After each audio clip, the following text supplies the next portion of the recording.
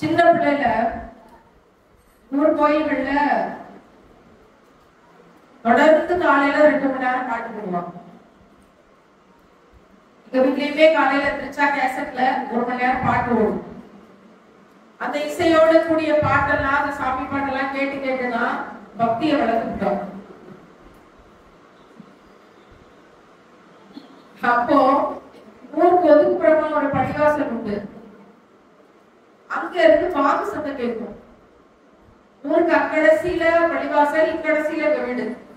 பாக்கு சத்தம் கேட்கும் போது எனக்கு நல்ல ஞாபகம் இருக்கு. ஒரு 7th 8th படிக்கிற காலகட்டமா இருந்திருக்கலாம். எதுக்கு இப்படி கத்துறாங்க, என்னத்துக்கு இப்படி கத்துறாங்க என்னாலே தெரியல. அது அக்பர்ங்கிறது மட்டும்தான் எனக்கு புரியும். ஏன்னா நான் பாடத்துல படிச்சிருக்கேன். ஷெர்ஷா அக்பர் அரசர்கள்லாம் ஆண்டாங்க அப்படின்னு ஹிஸ்டரியில நான் படிச்சது. அப்ப அல்லாஹ் அக்பர்னு சொல்லும் போது அக்பர்ங்கிற வார்த்தை தவிர எதுவுமே அதுல தெரியாது. என்னத்துக்கு இப்படி கத்துறாங்க அப்படின்ட்டு கோவமா பக்கத்துல யாராவது இருந்தா சொல்றது, மனசுல நினைக்கிறது. ஆனால் ஒவ்வொரு நாளும் வாக்கு சத்தத்தை கேட்டு கண்ணீர் சிந்துவோம்னு அப்ப எனக்கு தெரியாது. அப்ப அதுக்கு பேர் பாகம் தெரியாது, விழாக்கள் எல்லாம் அவங்களை பத்தி தெரியாது. எந்த வர்க்க பிரிவினைக்கு எதிராக, சாதிக்கு எதிராக போராட்டங்களை அப்பத்துல இருந்தே நம்ம நினைச்சு ஓடிட்டு இருந்தோமோ, போராடிட்டு இருந்தோமோ, அதற்கான தீர்வை இதன் வழியாக அடைய போகிறோம் அப்ப வந்து நமக்கு தெரியாது. ஆனால் இறைவன் அப்படித்தான் தயார்படுத்தினார். இன்னைக்கு வந்து என்னோட சுத்தி இருக்க எல்லா நிலவரங்களையும் அதான் 0 ஆக்கியிருக்கான். பெற்ற தாயில இருந்து அப்பா வஃபாதாயிட்டாரு. இதே லப்பைக்குடிக்காடுக்கு சில வருடங்களுக்கு முன்னாடி ஒரு பெரிய நிகழ்வுல மக்களை சந்திச்ச ஞாபகம் இருக்கு. கிட்டத்தட்ட அந்த மேடைக்கு முன்னாடி 1500 2000 பெண்கள் இருந்திருக்கணும்னு நான் நினைக்கிறேன். பெரிய பெண்கள் கூட்டம். இன்னும் ஞாபகம் இருக்கு அந்த கூட்டம், அது நடந்த விதம், மத்தியான பொழுதுலான அந்த நிகழ்வு இன்னும் ஞாபகம் இருக்கு. சுபஹானல்லாஹ். அதுக்கு பிறகு இப்போ உங்களை வந்து சந்திக்கக்கூடிய ஒரு வேலை இறைவன் தந்தது. ஒரு வேலை, குர்ஆனை ஒப்பிக்கவோ ஹதீஸ்களை ஒப்பிக்கவோ நான் வரல. ஏன்னா நிறைய பேர் இருக்காங்க. மார்க்கத்தை பல பேர் படிக்கிறார்கள். 10 வருஷம் படிக்கிறாங்க, 11 வருஷம் படிக்கிறாங்க. குர்ஆனை தலைகீழாக உருட்டி பரட்டி மனப்பாடம் செய்யறாங்க. சுப்ஹானல்லாஹ். குர்ஆனுக்குரிய கண்ணியத்தையும் குர்ஆனுக்காக உழைச்சதுக்குரிய பலனையும் கிரீடத்தையும் அல்லாஹ் மறுமையில் தான் தர முடியுமே தவிர இம்மையில் குர்ஆனை மனப்பாடம் பண்ணதுக்கான கிரீடத்தை இம்மையில் ஒரு நாளும் அடைய முடியாது.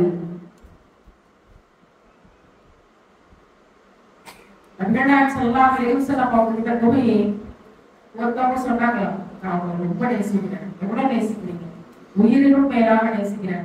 அப்படியா? உண்மையா? யோசிச்சு சொல்லுங்க. இல்ல நிஜமாவே உயிரினும் மேலாக நேசிக்கிறேன். அப்படியா? 3வது முறை கேட்டோம்.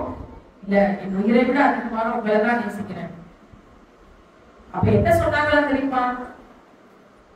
உடனே உங்களுக்கு சொர்க்கம் கிடைச்சிடும் அப்படின்னு சொல்லல. உங்களுக்கு நிறைய கஷ்டம் வரும், உங்களுக்கு நிறைய சோதனைகள் வரும், வறுமை வரலாம், தயாரா இருக்க. நான் உயிரினும் மேலாக நபிகளாரை நேசிக்கிறோமா அப்படிங்கிற ஒரு கேள்வி. அப்படி நேசிக்கிறோம் அப்படின்னா கண்டிப்பா சோதனை அதிகமா வரும். ஒண்ணு காசு பணம் இல்லாம கஷ்டம் வரலாம், இல்ல ஆரோக்கியம் இல்லாம கஷ்டம் வரலாம், இல்ல பிள்ளைகள் வழியா கஷ்டம் வரலாம், இல்ல குடும்ப உறுப்பினர்கள் வழியா கஷ்டம் வரலாம், கணவர் அவங்க இவங்க கஷ்டம் வரலாம், ஏதாவது ஒரு வகையில சோதனை வரலாம், மனசுல நிம்மதி இல்லாம இருக்கலாம், போராட்டம் நடக்கலாம். ஆனால் அதையும் தாண்டி யார் ஹலாலா நிக்கிறாங்க, அப்படி நின்னவங்களுக்கு அல்லாஹ் மிகப்பெரிய கூலி வச்சிருக்கேன்னு சொல்றான். அந்த டெஸ்டுக்காகத்தான், அந்த டெஸ்டுக்காக மட்டும்தான் இந்த உலகத்துல நம்ம படைச்சிட்டு இருக்கிறதா என்னன்னு சொல்றான். எல்லாருக்கிட்டையும் என்னுடைய கேள்வி, நம்ம வந்து நம்முடைய நபிகளாரை நம்ம உயிரினும் மேலாக நேசிக்கிறோமா? உயிரினும் மேலாக. ஏன்னா நம்ம நபி நமக்கு கூப்பிட்டு சொல்லி கொடுத்திருக்காங்க, உங்களோட தந்தையை விட, உங்களோட தாயை விட, இன்னும் யாரையும் விடவும் சொல்ல போனா உங்க உயிரை விட நீங்க அதிகமா என்ன நேசிச்சாதான் நீங்க ஈமான்ல முழுமை அடைய முடியும். நபிகளாரை நம்ம என்ன அளவுகோல்ல நேசிக்கிறது? உயிரை விட அதிகமா நேசிக்கணும். அப்படி நேசிச்சா நம்ம முஸ்லீம்ஸ். முஃமின் அப்படின்னா என்ன அர்த்தம்னா இறை நம்பிக்கையாளர்கள். யார் மேல நம்பிக்கை? நகை அடமான கடையில வைக்கிறமே, அடகு கடைக்காரன் மேல வைக்கிற நம்பிக்கை அல்லாஹ் மேல வைக்காம, அல்லாஹ் தருவான்னு நினைக்காம அடகு கடையில வைக்கிறமே. அடகு கடையில வைக்கிறது என்ன காரணங்க? நகை அடகு கடையில வைக்கிறதுக்கு என்ன காரணம்? விற்கலாம்ல, வித்தாலும் உங்களுக்கு காசு கிடைக்கலாம் போதும். அடகு கடையில ஏன் வைக்கிறது? இதுல அவனுக்கு வட்டி வேற கட்டணும். ஏன் வைக்கணும் சொல்லுங்களேன்? நகைய அடகு திரும்ப வாங்கிடலாம். ஏன் வித்துட்டா வாங்க முடியாதா? புரியல. பிடிச்ச பொருளா இருக்கலாம். இதான் காரணமா? நமக்கு ரொம்ப பிடிச்ச பொருள், பிடிச்ச நெக்லஸ், பிடிச்ச வளையல், பிடிச்ச செயின், அதனால அடகு கடையில வைக்கிறேன், அதனால நான் விற்கல, அதான் காரணமா? வித்துட்டா வாங்க முடியாது. நான் பெரும்பாலான ஊர்கள்ல கேட்கும் போது நிறைய மக்கள் சொல்றது என்னன்னா, வித்துட்டா நம்ம தேவைப்படும் போது உடனே வாங்க முடியாது, அதனால அடகு கடையில நாங்க வச்சோம், அப்புறம் திருப்பிக்கலான்ற ஒரு நம்பிக்கை வந்துருக்கு. சரி, நியாயமான நம்பிக்கை தான், நியாயமான நம்பிக்கை தான். நம்பிக்கையில குத்தம் சொல்ல முடியாது. அவசரத்துக்கு நான் வைக்கிறேன், அவசரத்துக்கு வைக்கிறேன். எல்லா பெண்களுக்குலயும் இந்த வட்டிக்கு உடன்பட்டவங்கள்ட்ட கேட்கும் போது, ஏமா அடகு வச்சீங்க? அவசரத்துக்கு வச்சுட்டேன், பிறகு திருப்பிக்கலாம். ஆனா நகையை நினைச்ச மாதிரி வாங்க முடியுமா? விலைவாசி என்ன விற்கிது, ஒரு வடையில திரும்ப வாங்க முடியுமா? இஸ்லாம் என்ன சொல்லுது அப்படின்னா, வட்டிக்கு காசு கொடுக்குறவன், என் கஷ்டத்துக்கு காசு கை நீட்டி காசு வாங்கினேன்னு சொன்னவங்க, கணக்கெடுந்தவங்க, சாட்சியா நின்றவங்க 4 பேர் பாவத்தில் சமமானவங்க.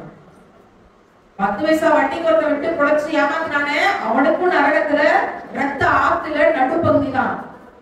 என் கஷ்டத்துக்கு நான் அவசரத்துக்கு நான் வந்து கை நீட்டி 10 பைசா வட்டிக்கு நான் வந்து காசு வாங்கிட்டேன் அப்படின்னு சொல்றாங்கல்ல, கஷ்டத்துல இருக்கவங்க, அவங்களுக்கும் அந்த ரத்த ஆத்துல நரகத்துல அதே தண்டனை தான், பாவத்தில் சமம்.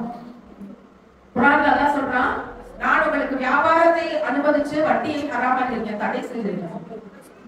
அல்லாஹ்வோட கருணைங்கிற கான்செப்டை உடைச்சு நொறுக்கி ஒண்ணுமில்லாம போகிறதுக்கான விஷயம் வட்டி. அந்த வட்டிக்கு நீங்களும் உடன்பட்டீங்க. ஏற்கனவே சோதனை தான் கொடுத்துருக்கேன், ஏதோ ஒண்ணு கொடுக்கல இல்ல. காசுங்கிற விஷயத்துல கஷ்டம், ஆனா அதையும் தாண்டி நீங்க வட்டிக்கு உடன்பட்டீங்கல்ல. பெண்களாக இருக்கிற நமக்கு விபச்சாரம்னா என்னன்னு ரொம்ப நல்லா தெரியும், அதனுடைய கொடுமை தெரியும், அதோட வேதனை தெரியும், அது எவ்வளவு தவறானதுங்கிறது தெரியும். ஏன்னா நமக்கு இந்த உடல் அவ்வளவு முக்கியம், நமக்கு இந்த உடல் அவ்வளவு முக்கியம். யாராவது நம்ம எப்படி பாத்துருவாங்களோ அப்படி பாத்துருவாங்களோங்கிற கவனம் ரொம்ப இருக்கும். அதெல்லாம் தாண்டி உடலை காசுக்கு விற்கிறது விபச்சாரம் அப்படின்னா எவ்வளவு பெரிய பாவம். விபச்சாரம் எவ்வளவு பெரிய பாவம், இதை யாருக்குமே மாற்று கருத்து இருக்க முடியாது. ஆனா விபச்சாரத்தை முக்கியமான 5 பெரும் பாவங்கள்ல வைக்கல, முக்கியமான 5 பெரும் பாவங்கள்ல வட்டி இருக்கு. அப்ப இதனுடைய முக்கியத்துவம் எவ்வளவு பெருசா தெரியுதா இல்லையா? அவ்வளவு பெரிய பெரிய பெரிய பாவ செயல். இறைவன் இந்த உலகத்தை பிரபஞ்சத்தை படைத்தவனுக்கு எதிரான செயல் வட்டி. அதுல என்ன தெரியுமா சொல்றாங்க? வட்டிக்கு உடன்படுவாங்க, அல்லாஹ்வுக்கு எதிராக ஆயுதத்தை கையில எடுத்திருக்காங்க. வாங்க, வட்டி வாங்கினவங்க வாங்க, வட்டிக்கு காசு வாங்கினவங்க எல்லாம் வாங்க, அல்லாஹ்வுக்கு எதிராக கையில ஆயுதத்தை எடுத்துட்டு வாங்க. அப்போ நம்மள எத்தனை பேர் சுய உதவி குழுக்கள்ல வட்டிக்கு, வேற பேங்க்ல வட்டிக்கு, வேற அடமானத்தை வச்சு வட்டிக்கு, நகை அடமானம் வச்சு வட்டிக்கு. உயிரினும் மேலாக நாம் நபிகளாரை நேசிக்கிறோம், அது நேசிக்கணும், நம்ம முஸ்லீமா இருக்கிறோம் அப்படின்னா நிச்சயமாக வட்டிக்கு உடன்படக்கூடாது. எல்லாரும் நம்ம நபிகளாரை உயிரினும் மேலாக நேசிச்சவங்க கைத்துக்கணும். எல்லாருக்கும் சொர்க்கத்துக்கு போகணும்னு ஆசை இருக்கு. எல்லாருமே முஸ்லீம் பெண்மணிகள் தான். மஹர் என்ற சட்டம் தான் இஸ்லாமிய சட்டம். நிக்காஹ் அப்படின்னா மஹர் அப்படிங்கிற சட்டம் தான் நமக்கான சட்டம். என்ன அர்த்தம்? மஹர்னா என்ன அர்த்தம்? மணக்கொடை. சரி, டிரான்ஸ்லேட் பண்ணியாச்சு. என்ன அதுக்கு விளக்கம் என்ன? மணப்பெண் என்ன கேட்கிறாங்களோ அது மணமகன் வந்து மணபோது கொடுத்து கல்யாணம் பண்ணணும். இப்ப மணமகள் வீட்டுல இருந்து கல்யாணம் பொண்ணு வீட்டுல இருந்து கொடுக்கலாமா?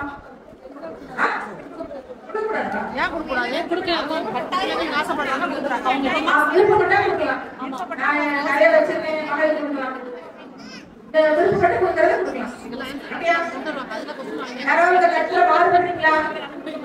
அம்மா வீட்டுல இருந்து விருப்பப்பட்டதை கொடுக்கலாம், ஆசைப்பட்டதை கொடுக்கலாம். அதுல ஒன்றும் பிரச்சனை இல்லை. கேட்டுதான் வாங்கக்கூடாது, நம்மளதான் போய் கேட்கக்கூடாது.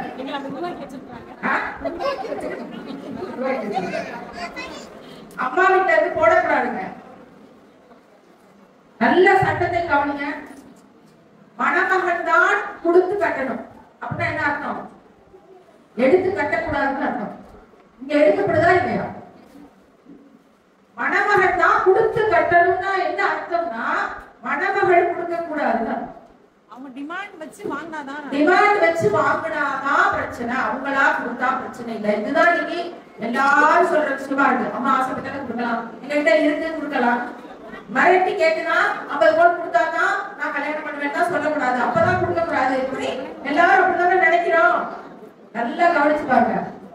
என்கிட்ட 100 பவுன் இருக்கு, என்னோட மகளுக்கு நான் 100 பவுன் கொடுத்து கல்யாணம் பண்ண போறேன். என்கிட்ட இருக்கு, நான் என் ஒரே மகதான், நான் என்கிட்ட மகன் இருக்கு, என் மகன் ஒரு மகன் இருக்கு, 100 பவுன் இருக்கு, நான் கொடுத்து கல்யாணம் பண்ணி வைக்கிறேன். இன்னொருத்தன் வரான், அவன் 100 பவுன் போட்டு கல்யாணம் பண்ணி கொடுத்தா நீ 100 பவுன் கொடுத்தாதான் நான் கல்யாணம் பண்ணுவேன். இப்ப நான் 100 பவுன் கொடுத்து கட்டி கொடுத்ததுக்கும் அந்த பிள்ளைக்கு கல்யாணம் ஆகாம இருக்கிறதுக்கு ஏதாவது சம்மந்தம் இருக்கா? இருக்கா இல்லையா? இருக்கா இல்லையா? என்கிட்ட இருக்கு, நான் கொடுத்தேன், அவளுக்கு என்ன? ஆனா அவன் என்ன சொல்றான், நீ கொடுத்தாதான், அவ கொடுத்தால 50 பவுன் அவங்க போட்டாங்கல்ல, 100 பவுன் போட்டாங்கல்ல, 30 பவுன் போட்டாங்கல்ல, நீ எனக்கு 50 பவுன் கொடுத்தாதான் நான் வந்து கட்டுவேன், இல்லைன்னா எங்களுக்கு பொண்ணு வேண்டாம்.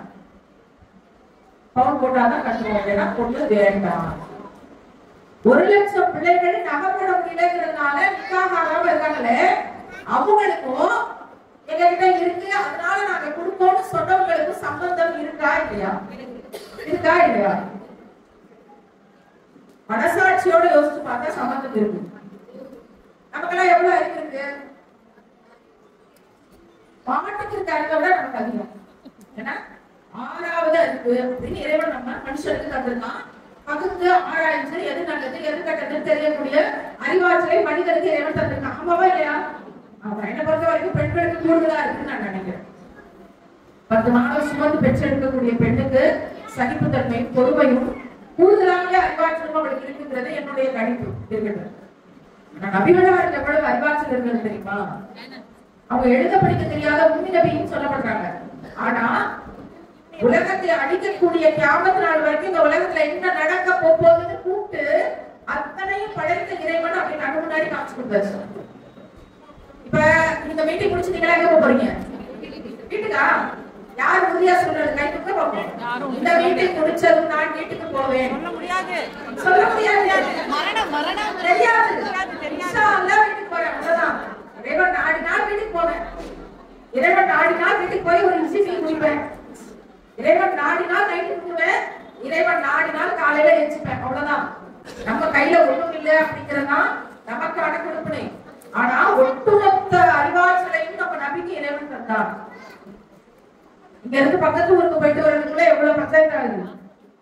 இங்க இருந்து ஒரு கல்யாணத்துக்கு போயிட்டு வர்றதுக்குள்ள, வெளியூருக்கு போயிட்டு வர்றதுக்குள்ள, ஒரு பயணம் 4 நாள் போயிட்டு வர்றதுக்குள்ள.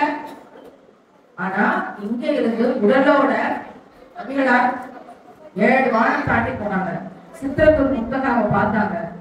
அந்த இலந்தை மரம் அதை பற்றி அவங்க விவரிச்சிருக்காங்க. சொர்க்கத்தையும் பார்த்தாங்க, நரகத்தையும் பார்த்தாங்க. அல்லாஹ்ட்ட இருந்து பேசி சமரசம் பண்ணி, குழந்தைங்களோட லாங்குவேஜ்ல சொல்லணும்னா அல்லாஹ்ட்ட ஐஸ் வச்சு 5 வக்துன்னு குறைச்சு வாங்கிட்டு வந்தாங்க. 50 வக்துன்னு இருந்துச்சு. யோசிச்சு பாருங்க, நம்மளாம் ஆகிற ஆட்களா? 5 வக்துக்கே இங்க தனியாக போடுது. 50 வக்து நைட்டுக்குள்ள நின்று தொழுகணுங்கிற ரூல்ஸ் எல்லாம் இருந்துச்சுன்னு பேசிக்கிறாங்க. நிலைமை இன்னும் ஆகுது.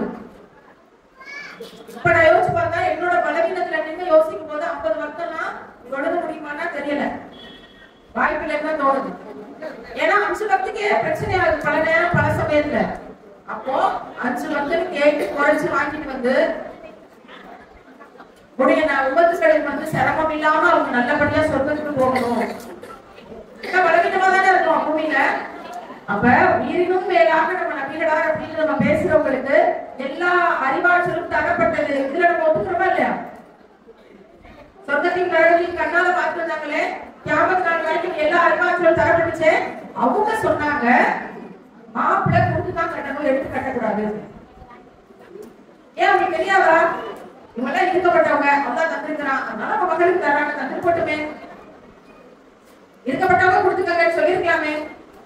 இருக்கப்பட்டவங்க இல்லாதப்பட்டவங்க எல்லாருக்கும் ஒரே சட்டம், மாப்பிள்ளை தான் கொடுத்து கட்டணும். அப்ப என்கிட்ட இருந்துச்சு நான் போடுறேன், போடுறவங்களே பேச செய்யலாம். என்கிட்ட இருக்கு நான் தரேன். மாப்பிள்ளை வசதி இல்லைன்னா நகையை வச்சு என்ன பண்ண போறீங்க? சாப்பிட போறீங்களா? இது பொண்ணு அதுக்கு மாதிரி கேட்குது, மாப்பிள்ளைக்கு வசதி இல்ல, எங்க உங்களோட ஈமானையே நான் வந்து மகரா ஏத்துறேங்க சொல்லட்டும். சகாபிய பெண்களுக்கு சொல்லி தரனாங்களே, வசதி இல்லைன்னா அப்படி சொல்லட்டும். மகர் என்பது என்ன? ஒரு பெண்ணுக்கு தேவையானது அவ கேட்கிறா, குடும்பம் முடிச்சதை மாப்பிள்ளை சந்தோஷமா கொடுக்குறாரு. இதுதான் பெண் கிட்ட கேட்டு தொந்தரவு பண்ணாதீங்கிறதுதான் மகருக்கு சட்டம் கொண்டு வந்ததுக்கான காரணம். எதுக்கு பெண் சிசு கொலை நடக்குது? பொம்பளை பிள்ளைவர் தான் ஏன் கொலை செய்யறாங்க? ஏன் கொலை செய்யறாங்க? செலவு. செலவு. ஒரு கோழி வந்து முட்டை போட்டு அதுக்குள்ள கோழி குஞ்சு வந்துச்சுன்னா பெரிய சந்தோஷம். ஏன்? அது முட்டை போடும். ஒரு ஆடு ஒரு பெண் குட்டி ஈனுச்சுன்னா பெரிய சந்தோஷம். ஏன்? அதுவும் குட்டி போடும், லாபம்.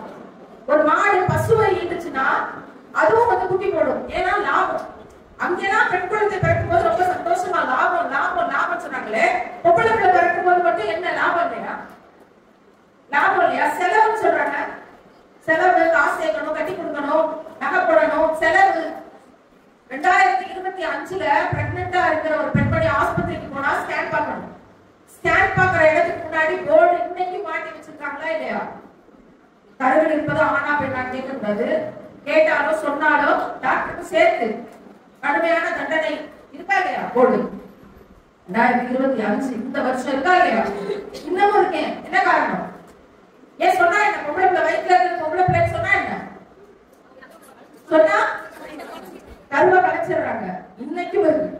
நம்ம நினைக்கிறோம் அடாடா பொம்பளை பிள்ளைங்க படிச்சு வளர்ந்து லைட் போடுறாங்க, பெரிய சமத்துவம் ஆயிடுச்சு, அப்ப சட்டத்தை எடுக்க வேண்டியதானே? அந்த போர்டுக்கு இன்னைக்கும் கிராமங்கள்ல பெண் சிசு கொலை இருக்கு. பொம்பளை பிள்ளைலாம் பிடிக்கிறது இல்ல, கலைச்சிடலாம். யார் செலவு பண்றது? இதெல்லாம் தெரிஞ்சதுனாலதான் நபிகளார் சொன்னாங்க, கல்யாணம் பண்றதுக்கு பெண்ணுக்கு எந்த செலவும் இல்லை. பிள்ளை நல்லா படிக்க வச்சு ஆளாக்கி ஒழுங்கமா கொண்டு வந்தா போகும்.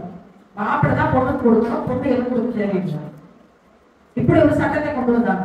இருக்கப்பட்டவங்க நான் போட்டேன்னு சொன்னா இல்லாதப்பட்டவங்க தலையில ஒரு நாள் ஏறி நிற்கும் அப்படி அவங்களுக்கு தெரியும். அதனாலதான் ரொம்ப ரொம்ப ரொம்ப யோசிச்சு ஒவ்வொரு சட்டத்தையும் அல்லாட்ட இருந்து கேட்டு வாங்கி கொடுத்தாங்க. இது மனிதர்களால் உருவாக்கப்பட்ட சட்டம் கிடையாது, நம்மை படைத்தவன் கொடுத்த சட்டம். நம்ம சௌரியத்துக்கு இந்த சட்டத்தை உடைச்சிருக்கோமே. 33, 43, 53 மகர் பாருங்க. எதுக்காக கொண்டு வரப்பட்ட சட்டம்? மகர் 500 ரூபாய், 1000 ரூபாய், அரை கிராம். என்னது? அதையும் நீங்க யாராவது கேட்டா வாங்குறீங்க? நான் கேட்டு 500 ரூபாய் கொடுத்தாங்க, நான் கேட்டு 1000 ரூபாய் கொடுத்தாங்க. அது ஒரு சடங்கு சம்பிரதாயம் மிக்ஸ் பண்ணிட்டாங்க. என்ன வழங்கி இருக்கோம்? நான் என்ன சொல்றேன்? மகரை உழைச்சு அம்மா வீட்டுல இருந்து வாங்க நகையெல்லாம் அம்மாவே திருப்பி கொடுக்கும். நான் இஸ்லாத்தை ஏற்கணும் அப்படிங்கிற ஒரு தருணம் இருக்கு. என்கிட்ட 2000 புக்ஸ் இருக்கு. சின்ன வயசுல இருந்து நான் தொடர்ந்து படிச்சுட்டு இருக்கேன். சொந்த புத்தகங்கள், ஒரு நூலகம் நான் வச்சிருக்கேன். அதுல ஒரு புத்தகம் கூட நான் சொல்லாம அவங்களை பட்ட புத்தகம் கிடையாது. இப்ப நான் உங்களை பார்த்து கேள்வி கேட்கிறேன். இந்த சபரிமாலாவுக்கு அல்லாஹ் இஸ்லாத்தை தர நாடி இருக்கிறான். 36 வயசு ஆகிற வரைக்கும் நான் வெயிட் பண்ண வேண்டியிருந்துச்சு. என்னோட 36 வயசு வரைக்கும் நீங்க எல்லாம் என்கிட்ட ரசூலாவை கொண்டு வந்து சேர்க்காம என்ன பண்ணிட்டு இருக்கீங்க? இது முஸ்லிம் பெண்மணிகளுக்கு என்னோட கேள்வி. ஏதாவது ஒரு வகையில ஒரு நோட்டீஸ், ஒரு சின்ன புக்கு, ஒரு பிரச்சாரம் எனக்கு வந்து சேர்ற மாதிரி பாபு சத்தத்தை கேட்கும்போது ஏன் அப்படி கத்திட்டு இருக்காங்க அப்படின்னு கேட்ட சபரிமாலாவுக்கு ரசூலுல்லாஹ்வுடைய தியாக வரலாறை, கண்ணியத்தை, ஒழுக்கத்தை ஏதாவது ஒரு வகையில எனக்கு நீங்க யாராவது கொண்டு வந்து சேர்த்திருக்கலாம்ல? என்னோட 25 வயசுல எனக்கு கிடைச்சிருந்தால், என்னோட 20 வயசுல எனக்கு நபிகளாருடைய தியாக வாழ்க்கை கிடைச்சிருந்தா நான் 20 வருஷம் நிம்மதியா இருந்திருப்பேன். 20 வருஷம் அழாம இருந்திருப்பேன். 20 வருஷம் அன்பை தேடி பிச்சை எடுத்து இந்த சமூகத்துல நாயாக திருந்திருக்க மாட்டேன். அப்போ நாம் செய்ய வேண்டிய வேலை நிறைய இருக்கு. ஏதாவது ஒரு வகையில பெண்களுக்கான கண்ணியத்தை, இஸ்லாம் கொடுத்திருக்கிற மரியாதையை, பெண்களுக்கான உரிமையை வெளியே சொல்ல வேண்டியிருக்கு. நான் இஸ்லாத்தை ஏற்கும் போது கிட்டத்தட்ட 100 புக்ஸ் படிச்சேன். 100 புக்ஸையும் படிச்சு என்ன சொல்லியிருக்காங்க, பெண்களுக்கு என்ன விடுதலை இருக்கு, பர்தா போட்டா முட்டாளுன்னு சொல்றாங்க, வெளியே அடிமையாக்கி வச்சிருக்காங்க, பர்தா போட்டுதான் ஆகணும், அடிமையாக்கி வச்சிருக்காங்கன்னு வெளியே பேசுறாங்க. இப்ப என்ன உள்ள என்ன இருக்குன்னு தேடுறேன், நிறைய புக்ஸ் படிக்கிறேன், நிறைய ரிசர்ச் பண்றேன், கிட்டத்தட்ட 1.5 வருஷம் ரிசர்ச் பண்றேன். நான் இன்னும் ஷஹாதா சொல்லல. 1.5 வருஷம் ரிசர்ச் பண்ணதுக்கு பிறகுதான் ஷஹாதா சொல்லணுன்ற முடிவுக்கே வரேன். உடனே அதை நடத்தி ஒரு ஏழைக்கு கொடுத்தவங்க தான். பிறகு உயிரோடு இருக்க வரைக்கும் அவங்க எந்த விலையுயர்ந்த பொருட்களையும் பயன்படுத்தல அப்படின்னு ஒரு செய்தியை படிக்கிறேன். இவ்வளவு ஏழைகள் கஷ்டப்பட்டுக்கிட்டு இருக்கும்போது உங்களுக்கு என்ன அலங்காரம் அப்படின்னு தான் சொல்லிக் கொடுக்க நினைச்சிருப்பாங்கன்னு நான் நினைக்கிறேன். என் மகளுக்கு அது சொல்லிக் கொடுக்க நினைச்சிருப்பாங்க. ஏன்னா ஒரு ஸ்கிரீன் அலங்காரமா போட்டா கூட, ஏன் ஸ்கிரீன் இவ்வளவு அலங்காரமா போட்டிருக்கீங்க, ஸ்கிரீனை மாத்துங்க அப்படின்னு சொல்லி கொடுத்ததாக நான் படிச்சிருக்கேன். இப்ப நான் இதை விளக்கும் போது 4 வருஷத்துக்கு முன்னாடி கிட்டத்தட்ட அந்த நேரத்துல எல்லா உறவுகளும் சீரோட நிற்குது. என்னோட பிள்ளையை பிரிஞ்சு 1 வருஷம் ஆகுது. எல்லாமே சீரோட நிற்குது. நான் எவ்வளவோ போராடுறேன். ஆனா பாலியல் வன்கொடுமைக்கு எதிராக ஒரு தீர்வை கொண்டு வர முடியல. பிள்ளைகள் செத்துனோடு தான் இருக்காங்க. என்ன செய்யறது என்ன செய்யறதுன்னு யோசிக்கும் போதுதான் நபிகளாருடைய சட்டங்களும் தியாக வாழ்க்கையும் எனக்கு கிடைக்குது. 100 புத்தகங்கள் படிச்சு ரிசர்ச் பண்ணதுக்கு பிறகு இந்த ஹதீதுகளை படிக்கும் போது இப்ப நம்ம அனாதையா தான் இருக்கோம். ஆனா இதெல்லாம் படிக்கிறத வச்சு பார்க்கும்போது மறுமையில இவங்களை எல்லாம் சந்திக்கலாம் போல தெரியுது. மறுமையில நமக்கு ஒரு பெரிய குடும்பம் கிடைக்கும் போல தெரியுது. இவ்வளவு பெரிய குடும்பம் கிடைக்கும் போது அண்ணனா கிடைக்கிற மாதிரி தெரியுது. இதோட என்ன பாக்கியம் வேணும்? இதுக்காக மிச்ச வாழ்க்கையை வாழ்க்கை செத்துடலாம், நமக்கு எதுவும் வேண்டாம். அப்ப என் கையில எவ்வளவு பவுன் இருந்துச்சோ அத்தனை பவுனை கட்டி ஏழை பிள்ளைகளுக்கு படிப்புக்கு அப்படின்னு கொடுத்துட்டு அன்னையில இருந்து இன்னைக்கு வரைக்கும் எனக்கு எந்த தங்க நகைகளும் தேவைப்படுது. அன்னையில இருந்து இன்னைக்கு வரைக்கும் எனக்கென்று அப்படிங்கிற விஷயங்கள் தேவைப்படல.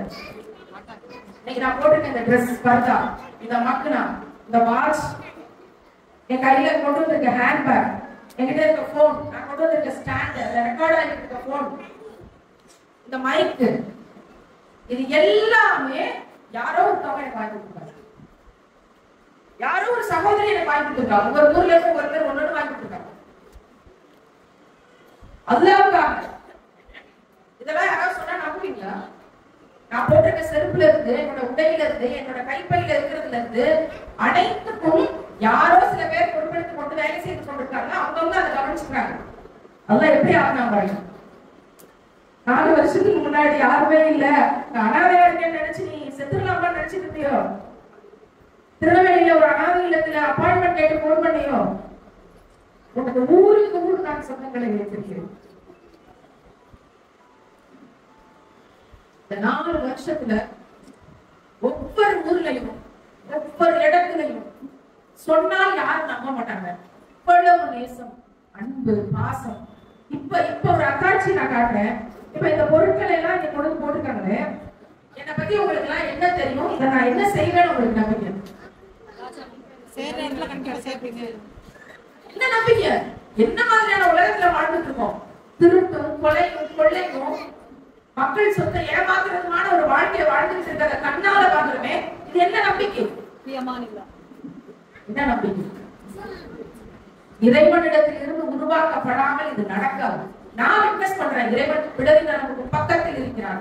7 வானத்துக்கு மேல இருக்கான்னு எனக்கு தெரியாது. ஆனால் என் பிடரி நரம்புக்கு பக்கத்தில் இருக்கிறான். என்னுடைய தேவை அவனுக்கு தெரியும். ரொம்ப சின்ன காலத்துல இருந்து மரணிக்க போற அந்த பூமியில அதிகபட்சம் 50 வருஷம் 60 வருஷம் ஆயிட்டு இருக்கு. ஆனா மறுமைங்கிறது நிரந்தரமானது. அந்த நிரந்தரமான சொர்க்கத்துல நம்மள சந்தோஷமா புன்னகையோட என்னுடைய உம்மத்துல பெருமையா இன்ட்ரோடியூஸ் பண்றதுக்கு நம்முடைய தலைவர் காத்துக்கிட்டு இருக்கிறது. ஒவ்வொரு இடத்தையும் ஒன்றால போகும்போது இங்க நடந்தாங்களாம், இங்க உட்கார்ந்துருந்தாங்களாம், இங்க பேசினாங்களாம், இங்க நின்றுதாங்களாம், இங்க தொழுதாங்களாம். ஒவ்வொரு இடமாக பார்த்து பார்த்துட்டு இருந்து நம்ம எப்ப பேச போறோம், நம்ம எப்ப பார்க்க போறோம், நம்ம எப்ப உங்க பக்கத்துல நிக்க போறோம்? எல்லா இடத்துலயும் நான் என்ன சொல்லிட்டு வந்திருக்கேன் தெரியுமா? உன்னுடைய உயிர் இருக்கும் கடைசி நொடி வரைக்கும் பெண்களுடைய பாதுகாப்புக்கு எல்லா நாடும் சரி, எந்த நாடாக இருந்தாலும் சரி, பெண்களுடைய பாதுகாப்புக்கு சொல்லலாம் அலிவசலாம காட்சி கொடுத்த வழி மட்டும்தான் தீர்வு. பெண்களின் பாதுகாப்புக்கு இந்த உலகத்துல நாடு இல்லைங்கிற பரப்புரையை, நபிகள் காட்டிய பெண்ணியம்ங்கிற பரப்புரையை என் உயிர் இருக்கும் கடைசி நொடி வரைக்கும் நான் செய்வேன். என்ன நடந்தாலும் சரி, என்ன சூழ்ச்சி நடந்தாலும் சரி, யார் எதிர்த்தாலும் சரி, எவ்வளவு பெரிய கூட்டம் எதிர்த்து நின்றாலும் சரி, என்னுடைய வேலையை இதைவாக நான் ஆக்கிக் கொண்டிருக்கிறேன். என்னுடைய உயிரை இதற்காக நான் அர்ப்பணிக்கிறேன் தான் வாக்கு தந்துட்டு ஒவ்வொரு இடத்திலையும் சொல்லிட்டு வந்தேன். அதுக்காக இந்த உலகத்துல எதை இழந்தால் என்ன, எதை இழந்தால் என்ன, அந்த வைராக்கியத்துக்கு என்னை கொண்டு போய் விட்டது நான் படிச்ச 100 புத்தகங்கள்ல எனக்கு கிடைச்ச தீர்வு. அதுல மிக முக்கியமானது மகர், அதுல மிக முக்கியமானது வட்டி. பக்கத்துல ஒருத்தி கஷ்டப்பட்டா, நான் பழைய கடத்தி கொடுத்துட்டேன், அவளோட கடன் சரியா போச்சு. நீங்க கொடுக்கலன்னா அவ வட்டி கடைக்கு போவா, அவன் நரகத்துக்கு போவான். அந்த 2 பேருக்கு டெஸ்ட் வைக்க விரும்பிருக்கான். கொடுத்து ஒருத்தருக்கு டெஸ்ட், எடுத்து ஒருத்தருக்கு டெஸ்ட். வறுமையை கொடுத்து ஒருத்தவங்களுக்கு டெஸ்ட், செல்வத்தை கொடுத்து ஒருத்தவங்களுக்கு டெஸ்ட். அவளுக்கு நான் வறுமையை கொடுத்துருக்கேன், நீ அவளுக்கு கொடுக்குறியா இல்லையா நான் பார்த்தேன். அல்லாஹ்வுடைய பாதையில அல்லாஹ் சிறப்பா யாருக்கெல்லாம் செல்வத்தை தந்துட்டானோ அவங்க எல்லாருக்கும் சிறப்பா கேள்வி கணக்கு இருக்கு. 4 வருஷமா எவ்வளவு சோதனைகள் தெரியுமா? கிட்டத்தட்ட குறைஞ்சது 10,000 ஏழை பெண்களுக்கான உதவியை அல்லாஹ் நம்மை கொண்டு செய்யும். யாரோ கொடுக்குறாங்க, வாங்கி அதை அவங்களுக்கு செலுத்துறதுக்கு எவ்வளவு சுழற்சி தெரியுமா? இப்பயும் நிறைய பிரச்சனை இருக்கு, அதை பற்றி எனக்கு எந்த கவலையும் இல்லை. பலஸ்தீனோட நிலைமை எல்லாரும் வாட்ஸ்அப்ல பார்த்திருப்பீங்க. குண்டு போட்டாங்கன்னா பச்சை பிள்ளைகள்லாம் அந்தரத்துல பறந்து தலை வெடிக்கணும். ஒரு தாய் எழுதுறா, இன்னும் 10 நிமிஷத்துல இந்த காசாவோட நிலைமை முடிவடைச்சிடலாம், என்னுடைய பிள்ளை இப்பதான் நான் அடக்கிட்டு வரேன், தலை இல்லாத என் பிள்ளையை அடைச்சிட்டு. நம்மளும் தாய் தான், நம்மளும் பிள்ளையை பெற்றிருக்கோம், நமக்கு இருக்கிற அதே பிள்ளை மாசம் தான் அவளுக்கும், அது எந்த குறையும் இல்லை. ஆனா அல்லாஹ்வுக்காக ஷஹீதாகணும்னு சொல்லி சொல்லி வளர்க்குறாங்க, சொல்லி சொல்லி வளர்க்குறாங்க. 10 பிள்ளைகளை பெற்றுக் கொள்றாங்க, எவ்வளவு முடியுமோ அத்தனை பிள்ளைகள். என்ன கஷ்டமா இருந்தாலும் எப்படியாவது பிள்ளைகளை பெற்றுக் கொள்ளணும். என்ன காரணம்? அல்லாஹ்வோட பாதையில கொடுக்கறதுக்கு பிள்ளைகளை கொடுக்கணும். எங்களால போருக்கு போக முடியாது, நான் பிள்ளைகளை பெற்று தர முடியும். போருக்கான ஆயுதங்களை நாங்க தயாரிச்சு தர்றோம் அப்படின்னு அந்த பலஸ்தீனிய தாய் சொல்றா அப்படின்னா எவ்வளவு பெரிய படிப்புனே நமக்கு. அவங்க எல்லாம் நன்மை முந்தி கொண்டாங்க. யாரெல்லாம் 10 வயசு பிள்ளை இருக்கு யோசிச்சு பாருங்க. 10 வயசு பிள்ளை பலஸ்தீன்ல தாய் எங்க அடக்கியிருக்காங்களோ அந்த இடத்துல போய் போய் தினமும் நைட்டு இருட்டுல படுத்து தூங்குது. இந்த பிள்ளைய காணும் தினமும் தேடி ஒரு நாள் கண்டுபிடிக்கிறாங்க. ஏன் இருட்டுல போய் தூங்குறேன்னு கேட்கும் போது அந்த குழந்தை சொல்லுது, என்னோட தாயோட மடியில படுத்து தூங்கணும்னு தாயோட மடியில படுத்து தூங்கணும்னு எனக்கு ஆசையா இருக்கு, எனக்கு ஒரு வழி தெரியல, எங்க அம்மா இங்கதான் தூக்குறாங்க. இந்த மகளுக்கு நீ யார் ஆதரவு சொல்ல முடியும்?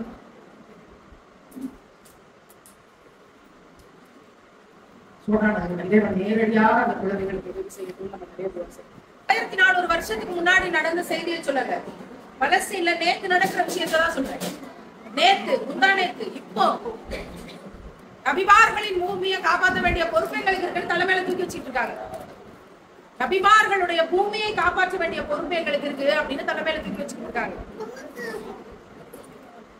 நமக்கு அந்த பொறுப்பு இருக்கா இல்லையா அப்படின்னு கேட்கும்போது நபிமார்களுடைய பூமியை காப்பாற்றுற வேலைக்கு போக முடியுமான்னு தெரியல. ஆனால் நபிகளாருடைய சட்டங்களை காப்பாற்றுற இடத்துல நம்ம இருக்கோம் அப்படிங்கறத நம்மளால உண்மையா சொல்ல முடியும். அதை செய்யக்கூடியவர்களாக இறைவன் நம்மளை ஆக்கணும் அப்படிங்கிற துவாவை கேட்கிற விஷயங்களை நம்மளால செய்ய முடியும். இப்ப எங்களோட நபி நமக்காக பரிந்துரை வச்சுக்கொண்டு காத்திருக்காங்க. உஹது மலையை தங்கமாக்கி தரட்டுமான்னு கேட்கும் போது வேண்டாம்னு சொல்லிட்டு சாப்பாட்டுக்கு கஷ்டப்பட்டாங்கன்னா அதுக்கு காரணம் என்ன தெரியுமா? இந்த உம்மத்துக்களுக்காக இவங்களுக்கு பரிந்துரை செய்யறதுக்காக நான் இந்த துவாவை எல்லாம் சேர்த்து வச்சிருக்கேன். எல்லாவற்றையும் எனக்கு மறுமையில தான் கேட்டு நான் எல்லாத்தையும் சேர்த்து வச்சிருக்கேன். விபத்துக்களுக்கு பரிந்துரை செய்வதற்காக நான் சேமிச்சு வச்சிருக்கேன்னு சொன்னாங்களே, அவங்களுக்கு நம்ம என்ன செய்ய போறோம்? அவங்க கொடுத்த சட்டங்களை நம்ம பாதுகாக்கிறத விட வேற என்ன செஞ்சிட முடியும்? நம்மளை நினைச்சு அழுதுகிட்டு இருக்காங்களா? அவங்களோட கண்ணீரை குறைந்தபட்சம் சரிப்படுத்துறதுக்கு நம்ம அவங்க கொடுத்த சட்டங்களை பேணி பாதுகாக்கணும். அதுல நம்பர் 1 மகர். அதுல நம்பர் 1 வந்து மகர். இந்த பிள்ளைகளை எல்லாம் சமாளிக்க மாட்டாம தான் பெண்கள் பல போராட்டங்கள் வீட்டுல ஒண்ணு செய்ய முடியாது, விளங்காது. குழந்தைகள் வீட்டுல நம்ம அவ்வளவு செல்லம் கொடுத்து வளர்க்கிறோம். நம்ம கஷ்டம் வந்து பிள்ளைகளுக்கு தெரியறது இல்ல. அவ்வளவு ஜாலியா வசதியா சொகுசா தான் வளர்க்கிறோம். நான் சொல்றேன், உங்க வீட்டு பிள்ளைகளுக்கு உங்கள் கஷ்டங்களை சொல்லி கொடுத்து வளர்த்துங்க. உங்க கண்ணீரை சொல்லி கொடுத்து வளர்த்துங்க. தாயோட கண்ணீர் புரியாத பிள்ளை நாளைக்கு சமூகத்தின் கண்ணீரை விளங்காது. எல்லாவற்றையும் நம்ம சகிச்சு கொண்டு, எல்லாவற்றையும் பொறுத்து கொண்டு நம்ம வாழக்கூடிய பிள்ளைகளாக நம்ம பிள்ளைகளை உருவாக்கணும். கஷ்டத்தை சொல்லி கொடுத்து வளர்த்துங்க. ரசூலுல்லாஹ்வை உயிரினும் மேலாக நேசிக்கிறோம்னா நம்ம எந்த அளவுக்கு அவங்களோட கொடுத்த சட்டங்களை ஃபாலோ பண்றோம். நம்மளால பிளைன் ஃபர்தா போட முடியல, நம்மளால பிளைன் மக்னா போட முடியல. எல்லா கூட்டத்திலையும் போய் பார்க்கும்போது இந்த ஜிகினா ஜமிக்கி இல்லாத ஃபர்தாக்களையும் ஜிகினா ஜமிக்கி இல்லாத மக்னாக்களையும் பார்க்க முடியல. எல்லா கடையிலையும் விற்க மாட்டேங்கிறாங்க. எல்லா கடையிலையும் பர்தால வந்து ஃபுல்லா டிசைன், மக்கனால டிசைன். ஏன்? அழகுக்காக. அழகா இருக்க கூடாதுங்கிறதுக்கு தாங்க பர்தாவும் மக்கனாவும் பிளைனா இருக்கணும். நீ அழகா தெரிய வெளியில யார் கண்ணுக்கும் தெரிய கூடாதுங்கிறதுக்காக இந்த ட்ரெஸ், அந்த ட்ரெஸ் அழகா இருக்குமா இல்ல? அப்போ எல்லாமே இங்க உடைக்கப்படுறதுக்கான ஒரு பக்கம் வேலை நடக்குது. நம்ம எங்க சுதாரிக்க போறோம், நம்ம எங்க தெளிவாய்க்க போறோங்கிறது அந்த கூட்டம். எனவே அதிகமாக தான தர்மங்கள் செய்யுங்கள்ங்கிறது தான் என்னோட லைஃப்ல இருந்து நான் எடுத்து வைக்கிறேன்.